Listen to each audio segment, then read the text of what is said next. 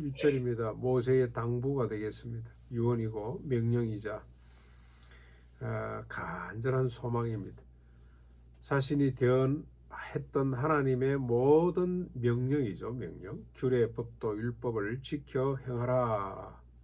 그리하면, 그렇게 해서 너희가 이스라엘이 살고 번성하고 언약하신 땅에 들어가서 그 땅을 차지하도록 하라고 권면을 합니다.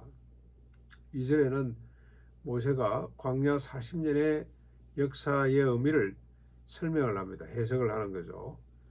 40년 동안 하나님께서 이렇게 광야를 돌게 한 것은 이스라엘을 낮추시어서 괴롭게 한다는 뜻입니다. 괴롭게 해서 하나님의 명령을 지키는지 안 지키는지 알려 하신 것이다. 하나님의 명령을 지키도록 훈련했다 이 말이겠죠. 40년의 역사를 이렇게 정의합니다. 그 말씀을 듣고 지켜 행하는 것, 이게 훈련이 많이 필요한 거죠. 하나님은 이 훈련하는 방법으로 광야 40년 동안 그를 낮추셨다고 했는데 그를 괴롭히고 시험하고 물도 때로는 며칠 먹지 못하도록 하기도 하고 그런 시험을 통해서 하나님만을 전적으로 의지하고 그 말씀을 모세를 통해서 주신 율법을 존중히 여기고 이게 생명이구나 하는 사실을 깨닫도록 하기 위해서 그런 수련의 과정이 필요했다고 그렇게 설명을 합니다. 그러면서 3절부터 6절까지 이 말씀이 얼마나 중요한지에 대한 모세가 설득을 또 하는 겁니다. 하나님이 이스라엘 낮추시고 줄이게 하시고 만나를 먹이신 것은, 그리고 40년 동안 의복이 헤어지지 않도록 했고 발이 부러뜨지 않도록 하신 이유가 뭐냐? 사람이 떡으로만 사는 것이 아니라 여호와의 모든 입으로, 여호와의 입으로 통하여 나온 말씀으로 살며 그의 명령을 지켜 그 길을 따르게 하려는 것이다 라고 해석을 합니다. 그리고 7절부터 10절까지 마지막 더 보시면 계속 이어서 40년의 의미를 설명을 하는데, 이스라엘이 들어가 차지할 가나안 땅은 시내와 분천, 산과 들이든지 높은 곳이든지 낮은 곳이든지 시내와 분천과 샘이 넘치는 땅, 밀과 보리, 포도, 무화과, 석류, 감람, 꿀, 동과 철이 넘쳐나는 땅입니다. 그래서 이스라엘에게 아무런 부족함이 없는 땅이 된다.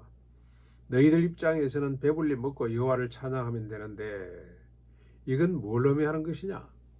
지금 40년 동안 하나님이 이렇게 시험을 했고 가나안 땅에 들어가면 이제는 뭐 너희들이 짓지 아니한 성읍을 얻고 너희들이 채우지 아니한 집을 얻을 것이며 너희들이 심지 아니한 포도원, 감람원을 얻을 것이며 그리고 그 땅은 동과 철이 넘치고 이렇게 풍요로운 땅이다. 너희들이 배불리 먹을 땅이다. 이 말은 무슨 말입니까? 먹고 사는 것은 하나님이 이미 보장하신 일이고 하나님께 속한 일이다. 오직 너희들이 할 일은 배불리 먹고 여호와를 찬양함이고, 그리고 너희들이 힘써야 될 일이 뭐냐? 그것만 하는 것이 아니고 힘써야 될 일이 뭐냐? 여호와의 규례와 법도와 명령 613가지 계명을 지키는 것이다.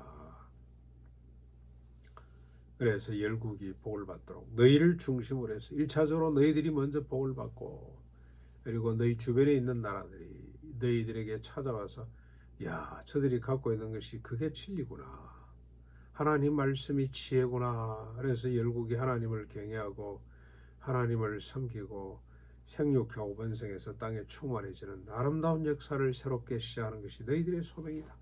그래서 하나님께서 40년 동안 너희를 광야에서 돌게 하셨다.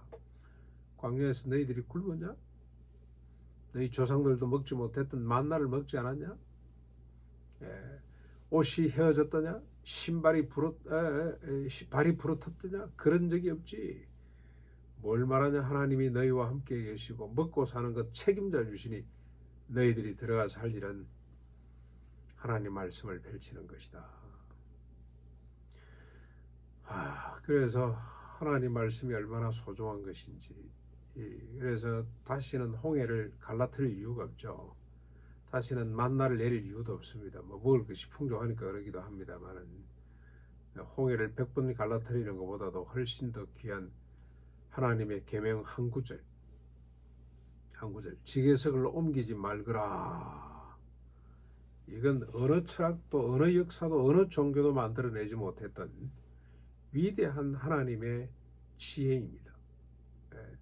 이 말씀대로 이 말씀을 지키는 것은 홍해를 100번 가르는 일보다 훨씬 더 의미 있고 가치 있는 일입니다. 7년 되면 모든 빚을 탕감해 주거라. 종들을 집으로 돌려보내거라. 형제를 노예로 종으로 삼지 말거라. 품꾼 중에 하나로 생각을 하거라. 그리고 50년이 되면 원래 주인에게 땅을 돌려주거라. 그러면 이 세상에 아무리 못난 사람도 일평생토록 행복하게 살 수가 있게 됩니다. 하나님 사랑이 법으로 나타났습니다. 613가지. 이게 이토록 중요한데 우리가 법에 대해서 너무 모릅니다. 지난번에 우리 노예에서 운영하는 신학교가 있는데 거기 이제 돌아가면서 이제 강의를 합니다. 신명기에 나오는 모세 율법, 모세가 다시 언급해 준 율법이 한 70몇 가지가 나오거든요. 그걸 리스트로 만들어 가지고 보여줬더니 이 장모님 중에 한 분이 허허 웃어요. 허허 자꾸 웃어요. 이런 법도 다 있었나? 이런 법도. 결혼한 지 1년 안 된 사람은 군대로 끌고 갈 수가 없어요. 왜 그렇습니까? 생육하고 번성해서 땅에 충만해져야 되기 때문에, 배우자를 기쁘게 하고 즐겁게 해줘야 되기 때문에 데려가서는 안 된단 말이죠. 1년 동안 유보라. 군대를 안 끌고 가. 집을 지으면, 공사를 하면, 집을 지으면 이 옥상을 올라가도록, 다락을 만들어서 올라가도록 만들었으면 난간을 반드시 설치해야 돼요. 안전장치를 해야 된다는 겁니다. 인명 존중입니다. 생명 존중 사상입니다. 자기가 50년 넘게 예수를 믿었는데 이런 법이 있다는 거 처음 안다는 게 너무 많아요. 율법 공부를 안 했다는 겁니다. 하나님 말씀에 대해서 관심이 없는 겁니다. 왜 그렇습니까? 종교가 됐기 때문에. 종교는 자기를 위해서 만들어 놓은 겁니다. 자기 유익과 자기 안정과 자기 불안함, 그 다음에 죽음 문제를 해결하고 싶어서 만들어 놓은 게 종교 아니겠습니까? 모든 종교의 특징이 그렇죠. 종교 수준에 머물러 있다는 뜻이 됩니다. 율법 한 구절만 우리가 제대로 이해를 해도 하나님을 찬양하지 않을 수가 없습니다. 어떻게 하나님이 이런 법을 주셨습니까? 우리가 누구간데 이런 법을 주셨습니까? 우리가 성민이구나. 먹고 사는 거 그게 급하다고 생각하는데 그게 너희 일이 아니니라. 그건 내 일이니라. 광야 40년을 너희들이 경험하지 않았냐? 이스라엘 백성들은 광야 40년 되면 할 말이 없어지는 거죠. 맞습니다, 하나님. 저는 우리가 가나안 땅에 들어가기 위해서는 이 믿음이 필요하다고 생각합니다. 가나안 농문학교의 영성입니다. 이게 먹고 사는 거 그거 하나님의 일입니다. 그거 우리 일 아닙니다. 거기에 매달리면 직장 밖에 안 됩니다. 대신에 하나님 말씀이죠. 우리는 613가지 예고편입니다. 산상보훈의 말씀, 하나님이 그의 종들을 통해서 주신 또 율례와 법도들, 그걸 따르는 것이 우리 사명입니다. 그래서 그걸 딱 한마디로 압축하면 먼저 그의 나라와 그의 일을 구하거라. 그리하면 이 모든 걸 너희에게 하나님이 보장해 주신다. 그 나라와 의가 뭡니까? 성령 안에서 의와 정의입니다. 정의는 또 뭐냐? 높은 사람 낮은 사람이 없이 모든 인간이 존엄하고 평등하게 사는 것. 높은 것을 낮추고 낮은 것을 높여가지고 평탄케 하는 것. 그게 정의입니다. 그래서 정의가 실현되면 평화가 오죠. 평화가 오면 기쁨과 감사가 넘치는 삶을 살게 되는 것입니다. 이런 역사를 이루기 위해서 하나님이 가나안을 세워놓으셨는데 올해가 그 원년이 됐으면 좋겠습니다. 이제 온전히 하나님만 바라보는 행편에 우리가 처하게 됐는데, 광야 40년 하나님이 만나로 조상들이 먹지 못했던 떡으로 배불리 먹이신 것처럼, 그리고 우리가 차지하고 있는 이 땅이 돈과 철이 넘치고 분천이 넘치고 생명이 넘치고 삶이 넘치는 그런 땅임을 잊지 않고 오늘도 열심히 우리 사명을 잘 감당하는 하루가 될 수 있기를 바랍니다.